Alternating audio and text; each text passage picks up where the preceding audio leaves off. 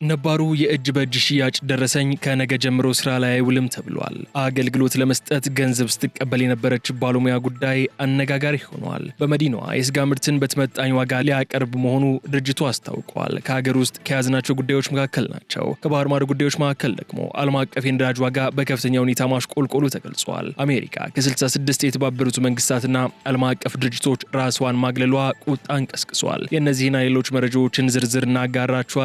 አብራችሁን በመቆየት እንድትከታተሉን ከወዲሁ እንጋብዛለን። ጤና ይስጥልኝ የተወደዳችሁ ተከታታዮቻችን፣ ምጣኔ ሀብታዊ እድገት ለማህበራዊ ዋስትናችን በማለት ተግቶ ከሚሰራው ገበያ ሚዲያ የታህሳስ 30 ቀን 2018 ዓ.ም የዕለቱን የምዕራፍ 1 የዜና ዘገባችንን ይዘንላችሁ ቀርበናል። የዜና ዘገባችንን ስፖንሰር ያደረገልን አጋራችን ደግሞ የሮሃ ፎሬክስ ቢሮ ነው። በዜና ዘገባችን ላይ የሮሃ ፎሬክስ ቢሮን የዕለቱ የምንዛሬ ተመን የምናሳውቃችሁ ይሆናል። በዜናዎቻችን ላይ የተመረጡ ምጣኔ ሀብታዊ፣ ማህበራዊና ሌሎች ወቅታዊና አዳዲስ ጉዳዮችን አካተናል። እንድትከታተሉን እንጋብዛችኋለን። አሁን ወደ ዝርዝር መረጃዎች እንለፍ።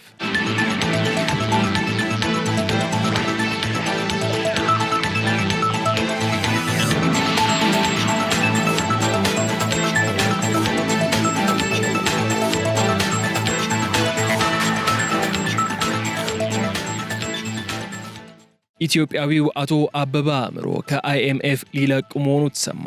በከፍተኛ ደረጃ በኢኮኖሚ ባለሙያነት በዓለም አቀፉ የገንዘብ ድርጅት በተለያየ የስራ ኃላፊነት ያገለግሉት ኢትዮጵያዊው አበበ አእምሮ ስላሴ በጥሮታ ሊገለሉ እንደሆነ ተሰምተዋል። አቶ አበበ በዓለም አቀፍ የገንዘብ ድርጅት አይኤምኤፍ ከ30 ዓመታት በላይ በተለያየ ኃላፊነት ያለፉትን 10 ዓመታት ደግሞ የአፍሪካ ዳይሬክተር ሆነው እያገለገሉ የሚገኙ ሲሆን በማክሮ ኢኮኖሚ ፖሊሲዎች ቀረጻና ትንተና፣ በፋይናንስና በገንዘብ ነክ ፖሊሲ ጉዳዮች፣ በዕዳ ሽግሽግ፣ አጠቃላይ በገንዘብ ቁጥጥርና ፊስካል ፖሊሲ ሰርተዋል። ይሁን እንጂ የአይኤምኤፍ ዋና ዳይሬክተር ክሪስታሊና ጆርጂየቫ አበበ አእምሮ ስላሴ ከአፍሪካ ዲፓርትመንት ዳይሬክተርነት ከ3 ወር በኋላ ይገለላሉ ብለዋል። ከ2008 ጀምሮ በአይኤምኤፍ አፍሪካ ክፍል ዳይሬክተር ሆነው ያገለገሉት አበበ አእምሮ በተለይም ከኮቪድ ወረርሽኝ፣ በግጭትና አለመረጋጋትና ሌሎች ፈተናዎች ወቅት አፍሪካ ከድርጅቱ ጋር ባላት የገንዘብ ነክና ጥልቅ ማክሮ ኢኮኖሚያዊ ጉዳዮች መርተዋል። ከኮቪድ-19 ወረርሽኝ ጋር በተያያዘም በዓለም ባጋጠመው ግዙፍ የኢኮኖሚ መነቃነቅና ከፍተኛ የዋጋ ግሽበት አፍሪካን መፈተኑን ተከትሎ የተለያዩ ፖሊሲዎችንና አጋዥ ኢኮኖሚያዊ ውሳኔዎችንና ምክሮችን አቀብለዋል። በተለይም ከሰሃራ በታች ላሉ የአፍሪካ ሀገሮች ከሀገራቸው ሁኔታ ጋር የሚስማማ የፖሊሲ ምክር የሰጡም ሲሆን በዕዳ ጫና ኢኮኖሚያቸው የተፈተኑ ሀገሮች በግጭትና ጦርነት የታመሱ የአፍሪካ ሀገሮች ለመደገፍና በተሰጣቸው ኃላፊነት መሰረት ለሀገሮቹ ተጨማሪና የተመደበው እርዳታ እንዲሰጣቸው አግዘዋል። በዚህም ዳይሬክተሯ ክሪስታሊና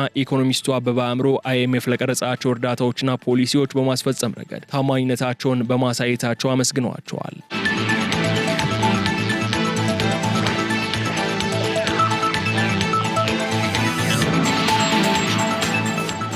አገልግሎት ለመስጠት ገንዘብ ስትቀበል የነበረች ባለሙያ በቁጥጥር ስር መዋሏ ተሰማ። በአራዳ ክፍለ ከተማ አስተዳደር ግንባታ ፍቃድና ቁጥጥር ጽሕፈት ቤት ባለሙያ የሆነችው ወይዘሮ የሺወርቅ ማስረሻ አገልግሎት ለመስጠት 20 ሺህ ብር በጥሬ ገንዘብ ስትቀበል እጅ ከፈንጅ መያዟ ክፍለ ከተማው አስታውቋል። ግለሰቧ በተደረገ ክትትል እጅ ከፈንጅ ተይዛ በሕግ ቁጥጥር ስር ውላለች ያለው ክፍለ ከተማው ሌብነትና ብልሹ አሰራርን ከስሩ ለመንቀል በርካታ ተግባራትን እያከናወነ እንደሆነ አስታውቋል። በተጨማሪም የአራዳ ክፍለ ከተማ አስተዳደር ሌብነት የመንግስት ቀይ መስመር መሆኑን በመገንዘብ ህብረተሰቡ መሰል የአገልግሎት አሰጣጥ ብልሽትና ያልተገባ የጥቅም ጥያቄ ሲያጋጥመው ለሚመለከታቸው አካላት ጥቆማ እንዲሰጥም አሳስበዋል።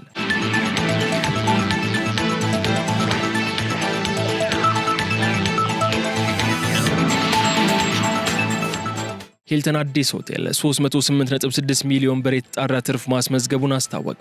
በኢትዮጵያ የሆቴል ኢንዱስትሪ ውስጥ በመንግስት ባለቤትነት ስር የሚተዳደረው ሂልተን አዲስ ሆቴል በተጠናቀቀው የ2017 የሂሳብ ዓመት 308.6 ሚሊዮን ብር የተጣራ ትርፍ ማስመዝገቡን አስታውቀዋል። ሂልተን በሂሳብ ዓመቱ ያገኘው ጠቅላላ ገቢ 506.4 ሚሊዮን ብር መድረሱን ከኩባንያው ኦዲት ሪፖርት የተገኘው መረጃ ያመለክታል። ይህ አሃዝ በ2016 የበጀት ዓመት ከነበረው 256.5 ሚሊዮን ብር ጋር ሲነጻጸር የ97 በመቶ ገደማ እድገት አሳይቷል ተብሏል። ኩባንያው በኢትዮጵያ ኢንቨስትመንት ሆልዲንግስ በበላይነት የሚመራ ሲሆን ከታክስ በፊት ያለው ትርፍ ደግሞ 437 ሚሊዮን ብር ሆኖ መመዝገቡ ተገልጿል። በዚህም መንግስት የሚፈልገውን የትርፍ ግብርና ሌሎች ተቀናሾች ከተደረጉ በኋላ ሆቴሉ ከ308 ሚሊዮን ብር በላይ የተጣራ ትርፍ አግኝቷል። ኩባንያው ካስመዘገበው ከፍተኛ ትርፍ 317 ሚሊዮን ብር የሚሆነው ድርሻ ለመንግስት በትርፍ ድርሻ ወይም በዲቪደንድ መልክ እንዲከፈል መወሰኑ ተገልጿል። በተጨማሪም የሆቴሉ አጠቃላይ የሀብት መጠን 1.98 ቢሊዮን ብር መድረሱ በሪፖርቱ የተካተተ ሲሆን የአስደናቂ ውጤት ሊመዘገብ የቻለው በዋናነት በአዲስ አበባ እየታየ ካለው የቱሪዝም ዘርፍ ማገገም፣ በከተማዋ በሚካሄዱ ዓለም አቀፍ ጉባኤዎች መጨመርና የሆቴሉን የአሰራር ቅልጥፍና ለማሻሻል ከተደረጉ ጥረቶች የመነጨ ነውም ተብሏል።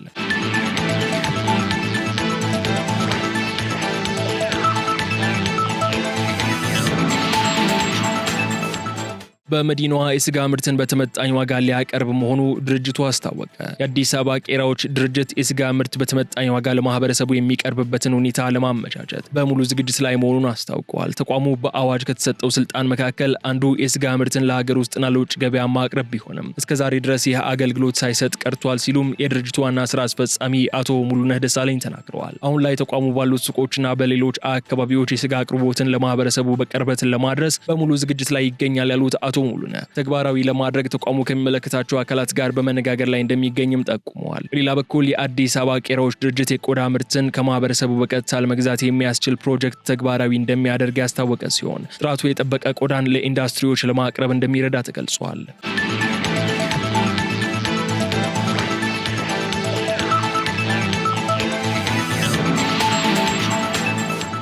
ነባሩ የእጅ በእጅ ሽያጭ ደረሰኝ ከነገ ጀምሮ ስራ ላይ አይውልም ተባለ። የገቢዎች ሚኒስቴር ልዩ መለያ ኮድ የሌለው ነባሩ የእጅ በእጅ ሽያጭ ደረሰኝ ከነገ ጥር 1 ቀን 2018 ዓ.ም ጀምሮ ስራ ላይ እንደማይውል አስታውቀዋል። የታክስ ማጭበርበርን ለመከላከል ልዩ መከላከያ ኮድ ወይንም QR ኮድ ያለበት የማኑዋል ደረሰኝ ከባለፈው ዓመት ታህሳስ ወር ጀምሮ ወደ ስራ መግባቱ ይታወሳል። በዚህም ነባሩ የእጅ በእጅ ሽያጭ ደረሰኝ ከነገ ጀምሮ ስራ ላይ እንደማይውል አጽንኦት የሰጠው ሚኒስትሩ ከነገ ጀምሮ ሙሉ በሙሉ ልዩ መለያ ኮድ ወይንም QR ኮድ ያለበት ማኑዋል ደረሰኝ ብቻ ለአገልግሎት እንደሚውል ገልጸዋል። የህትመት ጥያቄ አቅርበው የታተመላቸውን ደረሰኝ ያልወሰዱ ግብር ከፋዮች ደግሞ በሚከፍሉበት ቅርንጫፍ ጽህፈት ቤት ወይንም በየታክስ ማዕከላቸው በመገኘት ደረሰኞቻቸውን እንዲረከቡ አሳስበዋል። በተመሳሳይ ግብር ከፋዮች እጃቸው ላይ የሚገኘውን የቀድሞ ደረሰኝ ለታክስ ማዕከሎቻቸው በመመለስ የመልቀቂያ ሰነድ መውሰድ እንዳለባቸው አመላክተው መመሪያውን በማይተገብረው አካላት ላይ ሚኒስቴሩ አስፈላጊውን እርምጃ እንደሚወስድ አስገንዝበዋል።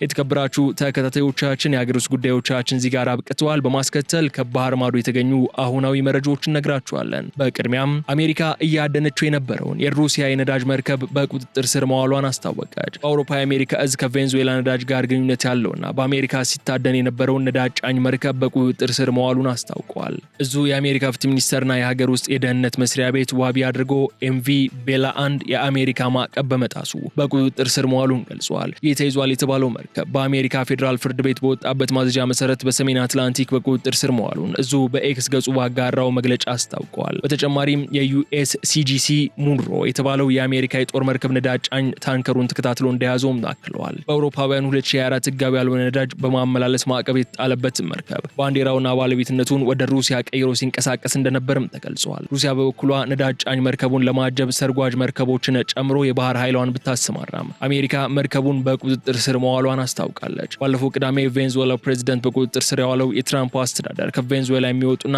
የሚገቡ መርከቦች ላይ ማዕቀብ መጣሉን ያስታወቀው ባለፈው ወር እንደነበር ይታወሳል። ይህ መርከብ ከዚህ ቀደም የቬንዙዌላ ነዳጅ ያመላልስ የነበረ ሲሆን በአሁኑ ወቅት ግን ምንም አይነት ነዳጅ እንዳልጫነ ተዘግቧል። በሌላ በኩል የሩሲያ ትራንስፖርት ሚኒስቴር የትኛውንም ሀገር በአንድ ሀገር የተመዘገበ መርከብን በኃይል የመያዝ መብት የለውም የሚል መግለጫን አውጥቷል።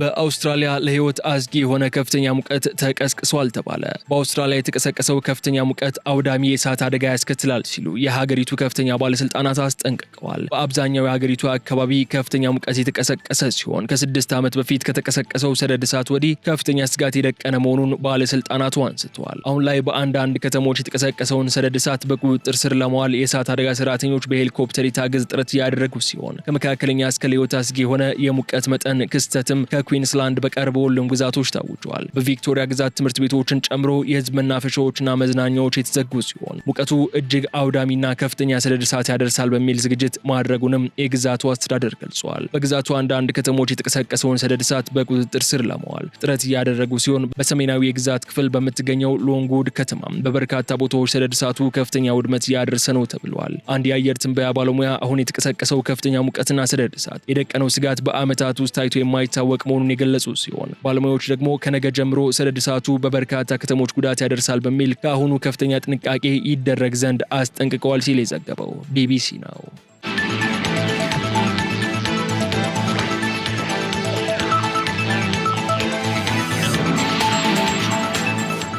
ዓለም አቀፍ የነዳጅ ዋጋ በከፍተኛ ሁኔታ ማሽቆልቆሉ ተገለጸ። የአሜሪካ መንግስት በቬንዙዌላ የወሰደውን ወታደራዊ ጣልቃ ገብነትና የፕሬዚዳንት ኒኮላስ ማዱሮን በቁጥጥር ስር መዋል ተከትሎ የዓለም የነዳጅ ገበያ ላለፉት 4 ዓመታት ታይቶ በማይታወቅ ሁኔታ የዋጋ ቅናሽ እያሳየ የሚገኝ ሲሆን ዛሬ ሐሙስ በወጣው መረጃ መሰረት የብሬንት ድፍድፍ ነዳጅ ዋጋ ወደ $60 ዝቅ ብሏል። በዓለም አቀፍ የነዳጅ ገበያ የዋጋ ማጣቀሻ የሆነው የብሬንት ድፍድፍ ነዳጅ በ0.72 በመቶ ቅናሽ አሳይቶ በበርሜል $60.39 ገብቷል። በተመሳሳይ የአሜሪካ ዌስት ቴክሳስ ኢንተርሚዲየት በ1.3 በመቶ በመውረድ $56.32 እየተሸጠ ይገኛል። ይህ የዋጋ መውረድ የታየው ፕሬዚዳንት ዶናልድ ትራምፕ የቬንዙዌላን የነዳጅ ሀብት አሜሪካ ለጊዜው እንደምትቆጣጠርና በሚሊዮን የሚቆጠሩ በርሜሎችን ወደ ዓለም ገበያ እንደምታስገባ በሰጡት መግለጫ ሳቢያ ነው። ቬንዙዌላ በዓለም ላይ ግዙፍ የነዳጅ ክምችት ያላት ሀገር በመሆኗ አሜሪካ የምታስተዳድረው አዲስ የሽያጭ ስርዓት የነዳጅ አቅርቦትን በከፍተኛ ሁኔታ ይጨምረዋል የሚለው ግምት የነዳጅ ዋጋ እንዲወርድ አድርጓል። ሳውዲ አረቢያና ሩሲያ ያካትተው የነዳጅ ላኪ ሀገራት ስብስብ የዋጋ ውድቀቱን ለመከላከል ሲል ቀደም ብሎ አቅዶት የነበረውን የምርት መጠን ጭማሪ መሰረዙ ተሰምቷል። የኤነርጂ ተንታኞች እንደሚተነብዩት ከሆነ በቬንዙዌላ ያለው ሁኔታ ካልተረጋጋና የፖለቲካ ሽግግሩ ካልተጠናቀቀ የነዳጅ ዋጋ እስከ $55 ሊወርድ ይችላል ብለዋል። ምንም እንኳን የዓለም አቀፍ የነዳጅ ዋጋ እየቀነሰ ቢመጣም በኢትዮጵያ በቅርቡ የተደረገው የነዳጅ ድጎማ ማንሳትና የማክሮ ኢኮኖሚ ሪፎርም በአገር ውስጥ የነዳጅ ችርቻሮ ዋጋ ላይ የራሱን ተጽዕኖ ማሳረፉ ይታወቃል። ሆኖም የዓለም ዋጋ ቅናሽ መቀጠል መንግስት ወደፊት የሚያደርገውን የዋጋ ማሳኪያ ጫና ሊቀንስለት እንደሚችልም ተገምቷል።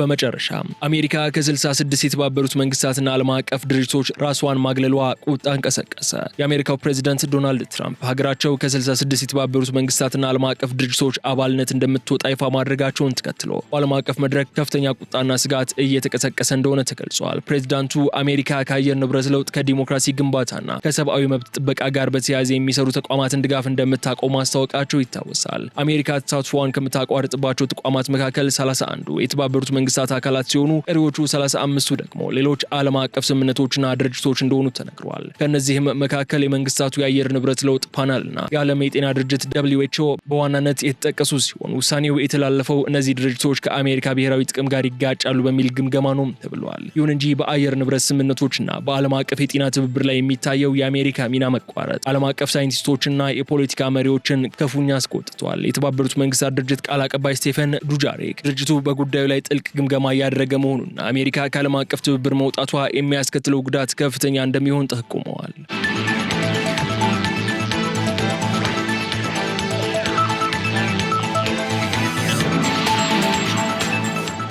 የተወደዳችሁ ተከታታዮቻችን የዕለቱን የምዕራፍ 1 የዜና ዘገባችንን የተከታተላችሁትን ይመስላል። አሁን ደግሞ የሮሃ ፎሬክስ ቢሮ የዕለቱን የምንዛሬ ተመን እናሳውቃችኋለን። በዛሬው ዕለት ሮሃ የፎሬክስ ቢሮ አንዱን የአሜሪካ ዶላር በ177 ብር ከ8 ሳንቲም በመግዛት 181 ብር ከ35 ሳንቲም ሽጧል። አንዱን የታላቋን ብሪታንያ ፓውንድ ስተርሊንግ 229 ብር ከ05 ሳንቲም ተገዝቶ 233 ብር ከ63 ሳንቲም ተሽጧል። አንዱን ዩሮ 202 ብር ከ01 ሳንቲም ተገዝቶ 206 ብር ከ05 ሳንቲም ተሽጧል። አንዱን የስዊዝ ፍራንክ 217 ብር ከ27 ሳንቲም ተገዝቶ 221 ብር ከ6 ሳንቲም ተሽጧል። አንዱን የደቡብ አፍሪካ ራንድ 9 ብር ከ48 ሳንቲም ተገዝቶ 9 ብር ከ66 ሳንቲም ተሽጧል። አንዱን የአረብ ኤምሬትስ ድርሃም 47 ብር ከ78 ሳንቲም ተገዝቶ 48 ብር ከ73 ሳንቲም ተሽጧል። አንዱን የአውስትራሊያ ዶላር 105 ብር ከ27 ሳንቲም ተገዝቶ 107 ብር ከ37 ሳንቲም ተሽጧል። አንዱን የሳውዲ አረቢያ ሪያል 47 ብር ከ12 ሳንቲም ተገዝቶ 48 ብር ከ06 ሳንቲም ተሽጧል። አንዱን የቻይና ዩዋን ደግሞ 24 ብር ከ29 ሳንቲም ተገዝቶ 24 ብር ከ77 ሳንቲም መሸጡን ሮሃ የፎሬክስ ቢሮ ይፋ ያደረገውን የዕለቱን የውጭ ምንዛሪ ተመን ያሳያል።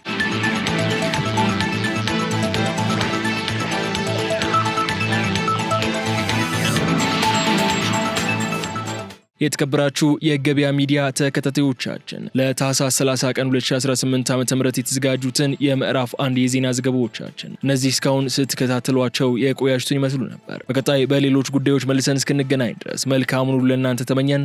ሰላም።